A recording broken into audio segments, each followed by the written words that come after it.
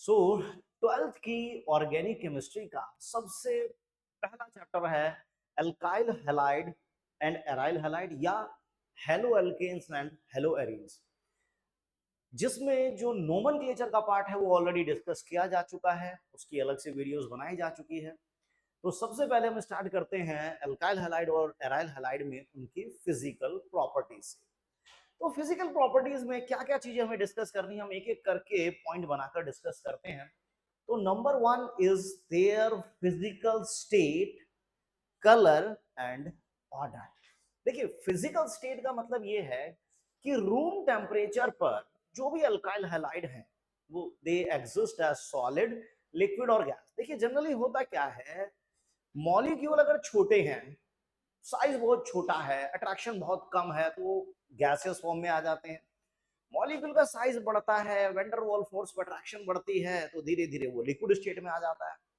और जब मॉलिक्यूल बहुत ज्यादा बड़े हो जाते हैं, अट्रैक्शन भी बहुत ज्यादा हो जाती है, तो धीरे धीरे वो सॉलिड स्टेट में आ जाते हैं। तो अगर हम इनकी इनिशियल स्टेट की बात करें, लोअर एल्काइल हैलाइड की अगर हम बात करें, लोअर एल्काइल हैलाइड मींस अगर मैं लोअर एल्काइल हैलाइड की बात करता हूं, तो लाइक मिथाइल क्लोराइड हो गया, या इथाइल क्लोराइड हो गया, या प्रोपाइल ब्रोमाइड हो गया, या क्लोराइड हो गया। तो अभी क्या है, कार्बन का कंटेंट बहुत ज्यादा नहीं है, मॉलिक्यूल का सरफेस एरिया बहुत ज्यादा नहीं है, छोटा सरफेस एरिया है। तो जहां छोटा सरफेस एरिया होगा वहां अट्रैक्शन भी कम होगी। क्यों? क्योंकि शास्त्रों में लिखा है कि van der Waals forces is directly proportional to surface area. अब जैसे जैसे मॉलिक्यूल का सरफेस एरिया बढ़ता है, वेंडरवॉल फोर्स में अट्रैक्शन बढ़ती है, लेकिन अभी यहाँ पर अट्रैक्शन उस लेवल की नहीं है कि ये सीधा गैस से लिक्विड में चले जाए। तो स्टार्टिंग में अगर हम लोअर एल्काइल हैलाइड्स की बात करें, लोअर एल्काइल हैलाइड की बात करें, तो जनरली वो गैसेस स्टेट में एग्जिस्ट करते हैं। लेकिन हाँ, जैसे जैसे उनका मोलर मास बढ़ता है वैसे वैसे वो लिक्विड में जाते हैं, और वैसे वैसे वो फिर सॉलिड में जाते हैं। हाइड्रोकार्बन में आपने देखा था कि रोल नंबर 1 to 4 यानी कि मीथेन से लेकर ब्यूटेन तक at room temperature hydrocarbon gas state में एग्जिस्ट करते थे। लेकिन रोल नंबर 5 से लेकर 17 तक, क्योंकि मॉलिक्यूल बड़े हो गए थे, अट्रैक्शन बढ़ती गई, वेंडर वॉल फोर्स पर अट्रैक्शन सरफेस एरिया पर डिपेंड करती है, तो धीरे धीरे वो लिक्विड में आ गए। और जैसे ही वो 18 साल के एडोलिसेंट हो जाते हैं, above 18 and above solid state में एग्जिस्ट करते हैं। तो फिलहाल हम नॉर्मल बात करें तो हम ये कह सकते हैं जी, अल्काइल हैलाइड जो लोअर अल्काइल हैलाइड है वो गैस में, फिर जो थोड़े से हायर होंगे वो लिक्विड में, और हायर सॉलिड में होंगे। और ये कहानी है रूम टेम्परेचर। चलिए, कलर की भी बात कर लेते हैं। देखो, जनरली वैसे colour they are colourless, generally they are colourless. Alkyl halide generally colourless होते हैं, लेकिन जो ब्रोमाइड और आयोडाइड है, जो ब्रोमाइड और आयोडाइड होते हैं वो बहुत ज्यादा स्टेबल नहीं होते। अगर हमको स्टैंड बाय पोजीशन में छोड़ दें तो वो टूट जाते हैं। टूटने के बाद कुछ ब्रोमीन और आयोडीन का कलर अपीयर होने लग जाता है। तो इसका मतलब जो ब्रोमाइड और आयोडाइड है ना, वो थोड़ा सा कलर शो करेंगे आपको, ब्राउनिश या पर्पल टाइप का, वॉलेट ब्राउनिश और पर्पल टाइप का। Otherwise generally they are colourless. तो ये कलरलेस होते हैं। हाँ, अगर ये प्योर एल्काइल हैलाइड हैं और वॉलेटाइल कंपाउंड भी है, तो जो फ्यूम्स आपको आएंगी वो बहुत ही स्वीट स्मेलिंग इनका ऑर्डर होगा, स्वीट स्मेलिंग इनका ऑर्डर होगा। तो कलर की बात करें तो जनरली दे आर कलरलेस, लेकिन ब्रोमाइड और आयोडाइड जो होंगे वो थोड़े से कलर्ड हो सकते हैं। फिजिकल स्टेट में लिक्विड, सॉलिड, गैस तीनों फॉर्म में होता है। डिपेंड करता है कि लोअर है या मिडल है या हायर है। लोअर अल्काइल हैलाइड की जब तक हम बात करते हैं तो रूम टेम्परेचर पर वो गैसियस स्टेट में ही एग्जिस्ट करते हैं, क्योंकि वेंडर वॉल फोर्सेस हमेशा सरफेस एरिया पर डिपेंड करती है। जैसे जैसे सरफेस एरिया बढ़ता है, vendor wall force of attraction बढ़ने लग जाती है, और ये गैस से लिक्विड और लिक्विड से सॉलिड की तरफ कन्वर्ट होने लग जाते हैं। चलिए, ये तो बात हो गई इनकी फिजिकल स्टेट में। अब हम जरा बात कर लेते हैं मेल्टिंग पॉइंट और बॉइलिंग। क्योंकि देखो, फिजिकल प्रॉपर्टीज में हम जनरली क्या डिस्कस करते हैं, हम उनकी फिजिकल स्टेट को डिस्कस कर लेते हैं, हम उनके मेल्टिंग पॉइंट को डिस्कस कर लेते हैं, बॉइलिंग पॉइंट को डिस्कस कर लेते हैं, डेंसिटी को डिस्कस कर लेते हैं, सोल्यूबिलिटी को डिस्कस कर लेते हैं, पोलैरिटी को, डाइपोल मोमेंट को, आयनिक करैक्टर को, इन सब को डिस्कस कर लेते हैं। तो now the turn is melting and boiling. देखिए यहां पर फिर से वही रामायण आ जाती है कि जो भी वेंडरवॉल फोर्स ऑफ अट्रैक्शन है वो सदियों से, चीरकाल से सरफेस एरिया पर डिपेंड करती है मॉलिक्यूल। मॉलिक्यूल का सरफेस एरिया जितना बड़ा होता है, दो मॉलिक्यूल्स के बीच में अट्रैक्शन उतनी ज्यादा होती है। और अगर दो मॉलिक्यूल के बीच की अट्रैक्शन ज्यादा है तो आपको ज्यादा एनर्जी देके उन्हें अलग करना पड़ेगा, यानी कि उनका मेल्टिंग और बॉइलिंग पॉइंट ज्यादा होने की प्रोबेबिलिटी बहुत ज्यादा है। अब मैं अगर यहाँ की बात करूं तो देखो, जो मीथेन है हमारा, वो नॉन पोलर कंपाउंड है, लेकिन जो हमारे अल्काइल हैलाइड होते हैं वो पोलर होते हैं। यानी मीथेन से ज्यादा बॉइलिंग पॉइंट अल्काइल हैलाइड का होगा, क्योंकि अल्काइल हैलाइड पोलर होते हैं। तो दो पोलर मॉलिक्यूल के बीच में डाइपोल डाइपोल इंटरेक्शन आ जाती है, जबकि यहाँ वीक वैन डर वाल फोर्सेस टाइप का होगा। लेकिन अगर हम सभी अल्काइल हैलाइड की बात करें, methyl fluoride, methyl chloride, bromide और आयोडाइड की बात करें, तो इनमें भी आप देख सकते हैं कि जो हेलोजन एटम का साइज है वो बढ़ रहा है। फ्लोरो से बड़ा साइज क्लोरो, उससे बड़ा ब्रोमो, उससे बड़ा आयोडाइड। यानी कि साइज जो है हेलोजन एटम वो इंक्रीज हो रहा है। साइज बढ़ने से सरफेस एरिया बढ़ेगा, और सरफेस एरिया बढ़ने का मतलब है वेंडर वॉल फोर्सेस बढ़ेगी। वेंडर वॉल फोर्सेस का मतलब है मॉलिक्यूल्स की आपस में अट्रैक्शन बढ़ेगी। अगर मॉलिक्यूल्स की आपस में अट्रैक्शन ज्यादा है तो माय डियर स्टूडेंट्स, उन्हें अलग करने के लिए एनर्जी भी ज्यादा लगेगी। तो इसी तरीके से इनका मेल्टिंग और बॉइलिंग पॉइंट चलेगा। बहुत बढ़िया। चलिए अब अगर हम इधर बात करें, methyl chloride, ethyl chloride, propyl chloride, butyl chloride, तो आप यहां पर देख सकते हैं हेलोजन एटम तो सेम है, हेलोजन एटम में there is no change, but जो एल्काइल ग्रुप है, मिथाइल, इथाइल, प्रोपाइल, ब्यूटाइल, देखो एल्काइल ग्रुप बचपन से ही एक नॉन पोलर ग्रुप होता है। एल्काइल ग्रुप एक नॉन पोलर ग्रुप होता है, और नॉन पोलर मॉलिक्यूल में van der Waals force of attraction matter करती है। अब मिथाइल, इथाइल, प्रोपाइल, ब्यूटाइल, तो लगातार नॉन पोलर पार्ट बढ़ रहा है, सरफेस एरिया बढ़ रहा है, तो फिर से वेंडरवॉल फोर्सेस बढ़ेगी। और वेंडरवॉल फोर्सेस का मतलब है मॉलिक्यूल्स की आपस में अट्रैक्शन बढ़ेगी। मॉलिक्यूल्स आपस में अगर स्ट्रांगली अट्रैक्ट हैं तो ज्यादा एनर्जी दे के उन्हें अलग करना पड़ेगा। इसका सीधा सा मतलब है कि भैया जी मेल्टिंग और बॉइलिंग पॉइंट बढ़ने जा रहा है। चलिए अब अगर हम बात करें आइसोमेरिक, आइसोमेरिक हाइड्रोकार्बन्स की बात करें, आइसोमेरिक अल्काइल हैलाइड की बात करें, तो this is primary, this is also primary, and this is tertiary. लेकिन यहां पर अगर हम सरफेस एरिया देखें मॉलिक्यूल का, क्योंकि चेन बिल्कुल स्ट्रेट है, स्ट्रेट चेन का मतलब सरफेस एरिया ज्यादा होगा, और जहां सरफेस एरिया ज्यादा है, I already told you, Van der Waals forces ज्यादा होंगी, और जहां वेंडरवॉल फोर्स ऑफ अट्रैक्शन ज्यादा है, मॉलिक्यूल्स का मेल्टिंग और बॉइलिंग पॉइंट उस सब्सटेंस का ज्यादा होता है। तो यहां पर धीरे से ब्रांचिंग हो गई, यहां और ज्यादा ब्रांचिंग हो गई। अब जितनी ज्यादा ब्रांचिंग होती जा रही है, मॉलिक्यूल धीरे धीरे सिकुड़ता जा रहा है, छोटा होता जा रहा है, यानी कि सरफेस एरिया धीरे धीरे डिक्रीज होता जाएगा जैसे जैसे ब्रांचिंग बढ़ती है। अर्थात हम ये कह सकते हैं कि surface area inversely proportional to branching. जैसे जैसे मॉलिक्यूल की ब्रांचिंग हो रही है, सरफेस एरिया छोटा होता जा रहा है, और सरफेस एरिया जैसे जैसे डिक्रीज होता है, वेंडरवॉल फोर्सेस डिक्रीज, तो हमें क्या करना होगा, हमें ये करना होगा। तो आइसोमेरिक में primary, secondary, tertiary, it should be the order of boiling point. ये बॉइलिंग पॉइंट का ऑर्डर होगा, क्योंकि टर्शरी में सरफेस एरिया सबसे ज्यादा हो गया है। सरफेस एरिया सबसे ज्यादा का मतलब मॉलिक्यूल सबसे ज्यादा सिकुड़ गया है, वेंडरवॉल फोर्सेस कम हो गई है, तो दो मॉलिक्यूल के बीच की जो अट्रैक्शन है वो कम होती जा रही है। दो मॉलिक्यूल के बीच की अट्रैक्शन कम होगी, वेंडरवॉल फोर्सेस कम होगी, मेल्टिंग और बॉइलिंग पॉइंट ऑटोमेटिकली कम होगा।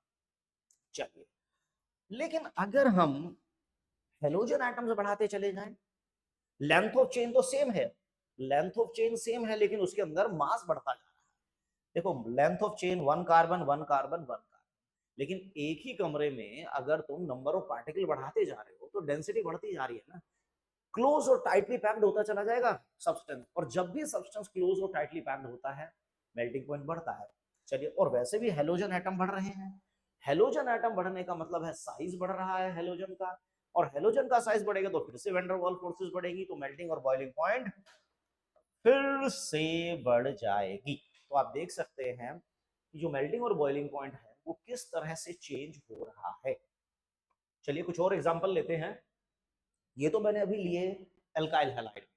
अब हम बात कर लेते हैं हेलो एरीन्स में, एराइल हैलाइड में, लाइक फ्लोरोबेंजीन, क्लोरोबेंजीन, ब्रोमोबेंजीन और आइडोबेंजीन। देखिए बेंजीन वाला पार्ट तो सब में सेम है, तो जो पार्ट सेम है हम उसके बिहाफ पे क्या बात करें। जो पार्ट डिफरेंट है ना उसी को पकड़ लेते हैं। फ्लोरो क्लोरो ब्रोमो आइडो, यहाँ पर हेलोजन एटम का साइज फिर से बढ़ गया है, तो वेंडरवॉल फोर्सेस सरफेस एरिया पर डिपेंड करती है, बढ़ गई। और वेंडरवॉल फोर्सेस का मतलब है मेल्टिंग और बॉइलिंग पॉइंट बढ़ने लगेगा। यानी फ्लोरो से ज्यादा, जी हाँ, फ्लोरो से ज्यादा अगर मैं बॉइलिंग पॉइंट की बात करूं या मेल्टिंग पॉइंट की बात करूं तो कहीं ना कहीं chloro bromo आइडो, this should be the trend of melting and boiling point among the alkyl halides. चलो ये तो ठीक है। यहां पर अगर हम बात करें डाई सब्स्टिट्यूटेड की, like ortho dichloro, meta dichloro and para dichloro, तो what should be the order of melting and boiling point. देखिए क्या होता है, इसमें एक बहुत ही इंपॉर्टेंट फिनोमिना पहले आपको देखना पड़ेगा, एंड दैट फिनोमिना वो है हमारा कहीं ना कहीं डाइपोल मोमेंट। क्योंकि डाइपोल मोमेंट से कहीं ना कहीं हमें पोलैरिटी का आइडिया लगेगा, और पोलैरिटी से कहीं ना कहीं हमें बॉइलिंग पॉइंट का भी आइडिया लगेगा। चलिए देखो, chloro more electronegative than carbon, chloro more electronegative than carbon, तो it should be the direction of dipole moment. यहां पर chloro more electronegative than carbon, तो it should be the direction of dipole moment. तो कहीं ना कहीं ये dipole moment यहां से ऊपर यहां से इधर, तो कहीं ना कहीं मुझे दोनों के बीच में 60 डिग्री का एक बॉन्ड एंगल नजर आ रहा है। अगर मैं इधर लगाऊं यही लॉजिक, तो यहां से ये डाइपोल मोमेंट ऊपर, ये डाइपोल मोमेंट इधर से ऊपर, इधर से ये, इधर से ये, तो कहीं ना कहीं बॉन्ड एंगल 120 डिग्री का नजर आ रहा है। और यहां पर तो आप तुरंत ही समझ गए होंगे कि बॉन्ड एंगल 180 का नजर आ रहा है। आखिर ये पर्पस क्या है। कॉन्सेप्ट तो हम बॉइलिंग पॉइंट या मेल्टिंग पॉइंट का कर रहे हैं, लेकिन हम यहाँ पे डिस्कस डाइपोल मोमेंट को करने लगे। कारण बताता हूँ, क्योंकि यहाँ पर दो दो डाइपोल मोमेंट है, तो there should be a resultant dipole moment. देखो ना, एक बंदा फोर्स इधर से लगा रहा है, एक फोर्स इधर से लगा रहा है, तो जो रिजल्टेंट फोर्स होगी वो तो कुछ ना कुछ होगी ना। तो रिजल्टेंट डाइपोल मोमेंट क्या होगा, mu one square mu two square plus 2 mu one mu two cos theta. ये चीजें आप फिजिक्स में पढ़ते ही रहते हैं, लाइक एबीसीडी। चलिए मेरे पास दो डाइपोल मोमेंट है mu one mu two, and the bond angle between the two is 60 degree, 120 and 180। अब आप जानते हैं एक फोर्स बिल्कुल एक्सट्रीम लेफ्ट से, एक एक्सट्रीम राइट से, और दोनों इक्वल एंड अपोजिट है, तो नेट फोर्स जीरो। एक बंदा मेरे को इधर से खींच रहा है, एक बंदा मेरे को इधर से खींच रहा है, अगर दोनों की फोर्सेस बराबर हैं तो मैं तो अपनी इसी पोजीशन पर रहूंगा। लेकिन अगर फोर्सेस अनबैलेंस्ड हैं तब मैं इधर या उधर जा सकता हूं। लेकिन फिलहाल इधर बात करें, यहां बन रहा है cos 180। cos 180 होता है -1। अगर मैं इसकी वैल्यू को x भी मान लेता हूं, X square plus X square, तो it should be -2x square. तो यहां पर मेरा डाइपोल मोमेंट आ गया जीरो। डाइपोल मोमेंट जीरो का मतलब है कि जितना ज्यादा एंगल बढ़ रहा है डाइपोल मोमेंट उतना कम होगा। जितना ज्यादा एंगल है दो डाइपोल मोमेंट के बीच में, रिजल्टेंट डाइपोल मोमेंट उतना कम होगा। तो हम ये कह सकते हैं it is inversely proportional to theta. तो यहाँ तो 180 का था, यहाँ 120 हो गया, यहाँ ओनली 60 है। तो सबसे ज्यादा डाइपोल मोमेंट आपको ऑर्थो में देखने को मिलेगा, मेटा में कम, पैरा में कम। अब क्योंकि बॉइलिंग पॉइंट कहीं ना कहीं पोलैरिटी से रिलेटेड होता है, क्योंकि दो पोलर मॉलिक्यूल एक दूसरे को अट्रैक्ट करेंगे। लिक्विड फॉर्म में दो पोलर मॉलिक्यूल एक दूसरे को अट्रैक्ट करेंगे, तो कॉन्सेप्ट आ गया बॉइलिंग पॉइंट का।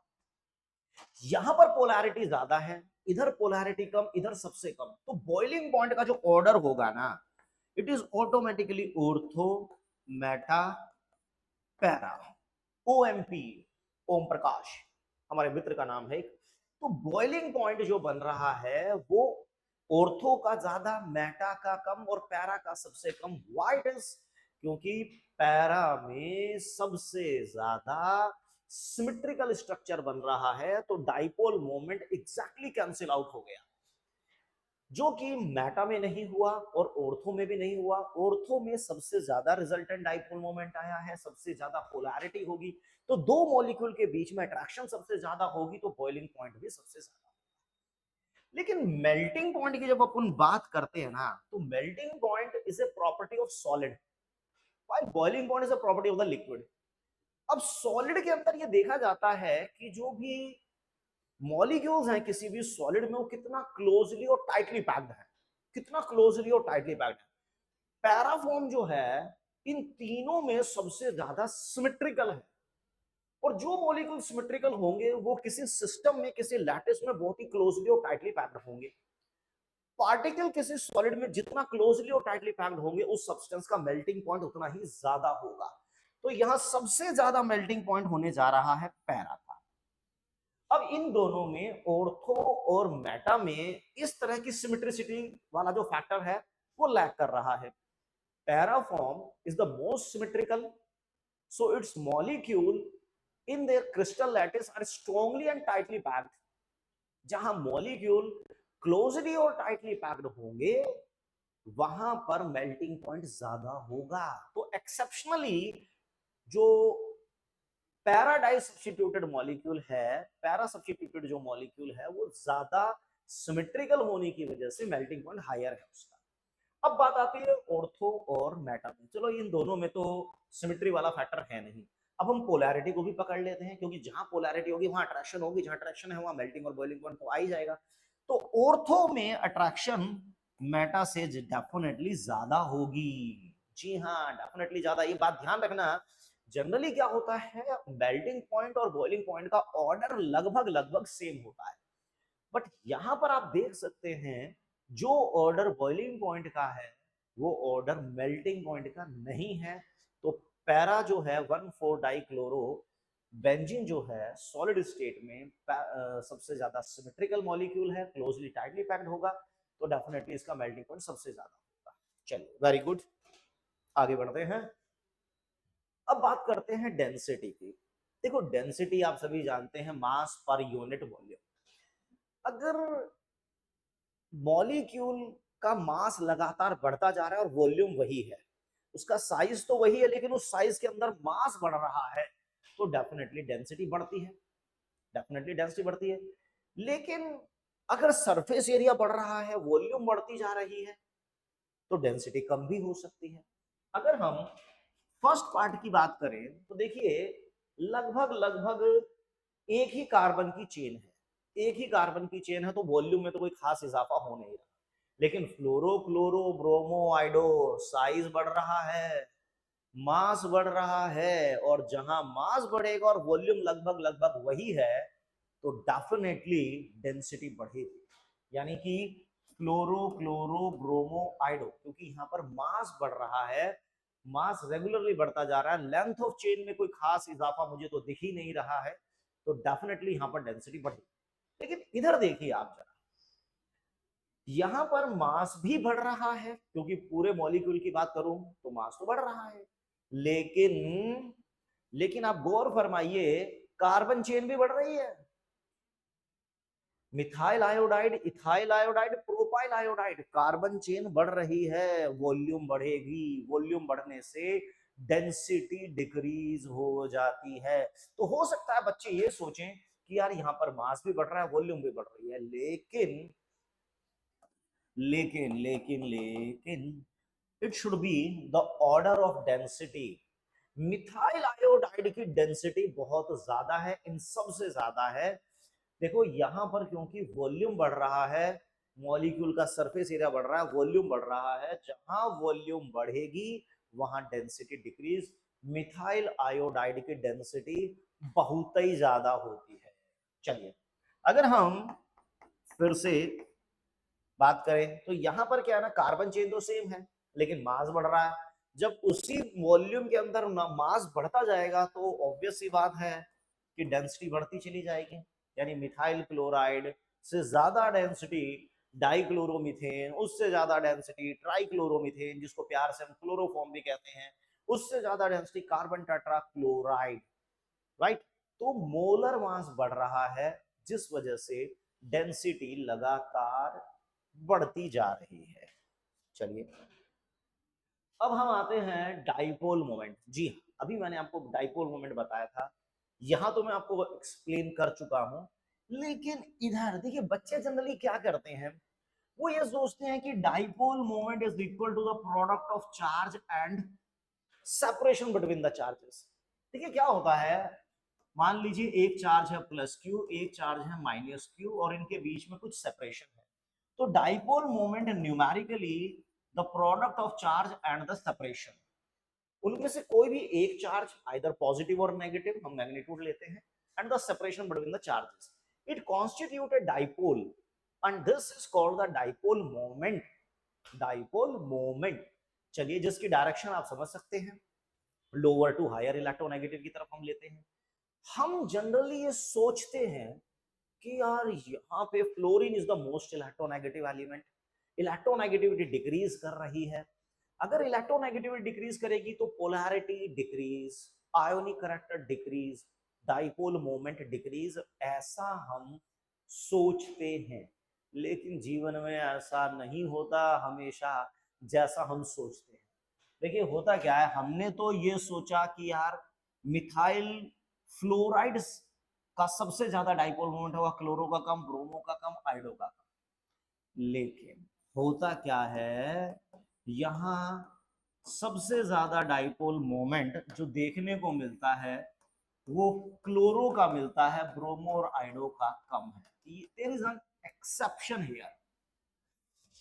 एक्सेप्शन आ गई भाई, एक्सेप्शन आ गई। लेकिन एक्सेप्शन क्यों आई, उसका कारण क्या है, उसको समझते हैं जरा एक बार।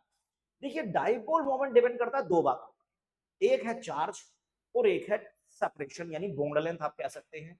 यहां पर कार्बन फ्लोरीन बॉन्ड लेंथ है तो दूसरी तरफ कार्बन क्लोरीन बॉन्ड लेंथ है। हाँ, चार्ज के मामले में जो बात है, क्योंकि फ्लोरीन पर जो चार्ज होगा वो क्लोरीन के मुकाबले में ज्यादा होगा। यानी अगर मैं चार्ज की बात करूं तो फ्लोराइड पे जो चार्ज है वो क्लोराइड के मुकाबले में ज्यादा है। चलो ठीक है, ये फैक्टर इसके फेवर में गया। लेकिन जब हम बॉन्ड लेंथ की बात करेंगे, बॉन्ड लेंथ की बात करेंगे कि भाई कार्बन फ्लोरीन या कार्बन क्लोरीन, तो यहां पर जो कार्बन और क्लोरीन, थोड़ा सा आउट हो रहा है ये, तो यहां पर जो कार्बन और क्लोरीन के बीच में बॉन्ड है, कार्बन फ्लोरीन और कार्बन क्लोरीन, थोड़ा सा आउट है, इसको मैं जरा पहले पूरी तरह इन ही कर दूं। तो कार्बन फ्लोरीन और कार्बन क्लोरीन की अगर मैं बात करूं तो देखिए यहां पर जो बॉन्ड लेंथ है, क्योंकि क्लोरो का साइज फ्लोरो से ज्यादा है, तो बॉन्ड लेंथ वाला जो फैक्टर है वो फ्लोरो के फेवर में जा रहा है।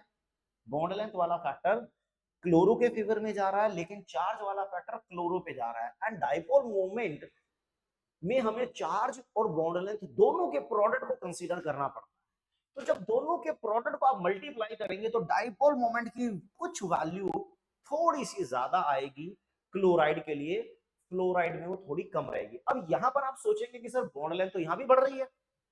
भाई बॉन्ड लेंथ तो बढ़ रही है लेकिन चार्ज बहुत रैपिडली यहाँ पर डिक्रीज होता है, तो प्रोडक्ट जो होता है वो चार्ज और बॉन्ड लेंथ का होता है, यहाँ पर बहुत कम आता है क्योंकि चार्ज काफी कम है। क्लोरो पे चार्ज कम है लेकिन बहुत ज्यादा कम नहीं है, लेकिन बॉन्ड लेंथ इसके फेवर में चली गई तो दोनों का प्रोडक्ट जो है वो मिथाइल क्लोराइड के केस में ज्यादा है as compare to methyl fluoride. तो अगेन यहां पर आपको एक एक्सेप्शन याद रखनी है कि डाइपोल मोमेंट जो मिथाइल क्लोराइड का होता है it is larger than the dipole moment of methyl fluoride, ये बात आपको ध्यान रखनी है। दूसरी बात मैंने एक आपको और अभी बताई, बॉइलिंग पॉइंट के केस में और मेल्टिंग पॉइंट के केस में। बॉइलिंग पॉइंट के केस में मैंने बताया ortho meta para with respect to polarity with respect to dipole moment, लेकिन बॉइल मेल्टिंग पॉइंट में मैंने आपको बताया सबसे ज्यादा पैरा होगा, देन ऑर्थो और मेटा होगा, right. So next is solubility. Solubility का मतलब है कौन किस में डिसॉल्व होगा। अब देखिए, हमें ऐसा लगता है कि केमिस्ट्री एक कहावत है, लाइक डिसॉल्व लाइक, जो जैसा होता है वो वैसे कोई डिसॉल्व करता है। पोलर पोलर में डिसॉल्व होता है, नॉन पोलर में डिसॉल्व होता है। लेकिन लेकिन हमेशा ऐसा हो ये जरूरी भी तो नहीं है ना। ऐसा हमेशा हो ये हमेशा जरूरी नहीं है। ये पोलर तो हैं, लेकिन क्या उतने पोलर हैं, क्या ये उतने पोलर हैं कि पानी में डिसॉल्व हो जाए ना। पानी की पोलैरिटी तो एक अल्टीमेट लेवल पर है। पानी के अंदर जो दो पानी के मॉलिक्यूल के बीच में अट्रैक्शन है, वो इन दो मॉलिक्यूल के बीच के अट्रैक्शन से बहुत ज्यादा है। ये बेचारे पोलर तो हैं, लेकिन पोलर होने के बावजूद भी they can not form hydrogen bond with water, यानी ये इतनी एनर्जी लिबरेट नहीं कर पा रहे। जब ये पानी से इंटरेक्ट कर रहे हैं तो उतनी एनर्जी लिबरेट नहीं हो रही जो दो पानी के मॉलिक्यूल के बीच के बॉन्ड को तोड़ सके। देखो, दो पानी के मॉलिक्यूल के बीच में ऐसा करते हैं, दो पानी के मॉलिक्यूल के बीच में जो अट्रैक्शन होगी, लाइक यहां पे, ठीक है, और यहां पर मैं कोई अल्काइल हैलाइड ले लेता हूं ऐसे, ये इससे इंटरेक्शन तो कर सकता है, इंटरेक्शन तो कोई नहीं रोक रहा, इंटरेक्शन तो हो जाएगी। लेकिन क्या इस इंटरेक्शन में इतनी एनर्जी लिबरेट होगी, क्या वो इस हाइड्रोजन बॉन्ड को तोड़ सके। अट्रैक्शन तो है, बातचीत तो है, लेकिन क्या बातचीत इतनी ज्यादा है कि बहुत गहरी दोस्ती हो जाएगी। सिर्फ एक जान पहचान में और गहरी दोस्ती में बहुत फर्क होता है। यहां पर क्या इंटरेक्शन तो हो रही है, उस इंटरेक्शन से कुछ एनर्जी रिलीज होगी, but that energy is not up to that level कि वो दो पानी के बॉन्ड के मॉलिक्यूल को अलग कर सके, उनके बीच की हाइड्रोजन बॉन्ड को अलग कर सके, वो चीज नहीं है। तो इसका मतलब क्या है कि ऑल दो polar in nature, alkyl halide polar है, बट इनसोल्यूबल इन वाटर, ये पानी में बिल्कुल डिजोल्व नहीं होते भैया जी। हाँ, थोड़ा बहुत फ्लोराइड को मैं मान लूंगा, चलो ठीक है, लोअर फ्लोराइड है, तो फ्लोराइड में क्योंकि थोड़ी सी अट्रैक्शन ज्यादा है, पोलैरिटी ज्यादा है, तो इट माइट बी सोल्यूबल। लेकिन बाकियों के लिए तो हम कतई गुंजाइश नहीं छोड़ेंगे। क्लोरो ब्रोमो आइडो बेशक वो पोलर हैं, लेकिन पोलैरिटी उस लेवल की नहीं है कि उतनी हाइड्रेशन एनर्जी लिबरेट करें कि वो हाइड्रोजन बॉन्डिंग को तोड़ सके। तो चलो, they are insoluble in water, ठीक है। तो इसमें हम थोड़ी सी फेवर कर देते हैं लोअर फ्लोराइड्स का कि they are soluble in water. But हाँ, इनमें भी जैसे जैसे मास बढ़ेगा, फ्लोराइड में भी जैसे जैसे मास बढ़ता चला जाएगा, वैसे वैसे सोल्यूबिलिटी बिल्कुल शून्यता की तरफ जाएगी, डिक्रीज। ठीक है, थोड़ा बहुत हमने इसको फेवर कर दिया, लेकिन इसका मतलब ये नहीं है कि जैसे जैसे मोलर मास बढ़ रहा है, नॉन पोलर पार्ट बढ़ रहा है, पानी में सोल्यूबिलिटी बढ़ जाएगी। अरे पानी पोलर है, ये नॉन पोलर है, कोई मतलब ही नहीं है। ठीक है, तो ऑल दो polar but insoluble in water, अगर ये पानी में इनसोल्यूबल है, जी हाँ इनसोल्यूबल है, तो भाई फिर ये डिजोल्व किस में होंगे। अरे भाई ये डिजोल्व होंगे बेंजीन में, ये डिजोल्व होंगे टोलीन में, ये डिजोल्व होंगे कार्बन टेट्राक्लोराइड में, ये डिजोल्व होंगे पेट्रोलियम में, ईथर में। चलिए ठीक है, इनमें डिजोल्व हो जाएंगे, हम मान लेते हैं। तो हमें ये बात समझ में आ गई कि alkyl halide being polar but insoluble in water, being तो नहीं बोलना चाहिए, although polar but insoluble in water because they can not form hydrogen bond with water. Now the question is why they can't form hydrogen bond with water. थोड़ी बहुत interaction तो कर रहे हैं, लेकिन उस लेवल की हाइड्रेशन एनर्जी लिबरेट नहीं कर रहे कि हाइड्रोजन बॉन्ड को तोड़ दिया जाए, इसलिए इनसोल्यूबल है। चलिए स्टेबिलिटी की बात कर लेते हैं। तो स्टेबिलिटी का मतलब क्या है, जो बंदा अपने जीवन में खुश है, हम कहेंगे भाई स्टेबल है, आ उसे मोक्ष की प्राप्ति हो गई, ना कहूं से दोस्ती ना कहूं से प्यार, कोई टेंशन नहीं है जिसको, जो अपनी प्रेजेंट स्टेट में खुश है, जैसा है वैसा ही रहना चाहता है, वो है स्टेबिलिटी। लेकिन अगर मैं एक स्टेट से दूसरी स्टेट में जाना चाहता हूं तो मेरा करेक्टर है अनस्टेबल। स्टेबिलिटी का मतलब है अगर हम जैसे हैं वैसे हैं तो हम स्टेबल हैं, लेकिन हम अगर अपने आप को बदलना चाहते हैं तो अनस्टेबल है। यहां पर जो फ्लोराइड्स होते हैं वो तो काफी स्टेबल है, क्लोराइड भी स्टेबल हैं, लेकिन मैंने आपको थोड़ी देर पहले ही बताया था कि ब्रोमाइड और जो आयोडाइड होते हैं वो बहुत ज्यादा स्टेबल नहीं होते। अगर हम एल्काइल ब्रोमाइड और एल्काइल आयोडाइड को स्टैंड बाय पोजीशन में छोड़ दें तो वो धीरे धीरे अपना एल्काइल हैलाइड वाला करेक्टर लूज कर देते हैं। लाइक मुझे ये कहना चाहिए कि like this is alkyl bromide है, और इसको अगर हम लंबे समय तक स्टैंड बाय पोजीशन में छोड़ दें तो ये कहीं ना कहीं ब्रोमीन में, इसी तरह कहीं ना कहीं आयोडीन में ये कन्वर्ट होने लग जाते हैं with the formation of hydrocarbon. इसका मतलब ये है कि फ्लोराइड क्लोराइड तो स्टेबल एल्काइल हैलाइड में काउंट होते हैं, लेकिन ब्रोमाइड और आयोडाइड अगर स्टैंड बाय पोजीशन में रखा जाएगा, एक लंबे समय के लिए छोड़ा जाएगा, तो उतने ज्यादा स्टेबल नहीं होते, वो हाइड्रोकार्बन में कन्वर्ट होने लग जाते हैं। चलिए, तो इसी के साथ इस लेक्चर को हम यहीं पे रोकते हैं। नेक्स्ट वीडियो में हम मिलते हैं आपको प्रिपरेशन ऑफ एल्काइल हैलाइड के साथ। टिल देन पढ़ते रहिए, आगे बढ़ते रहिए। Thank you.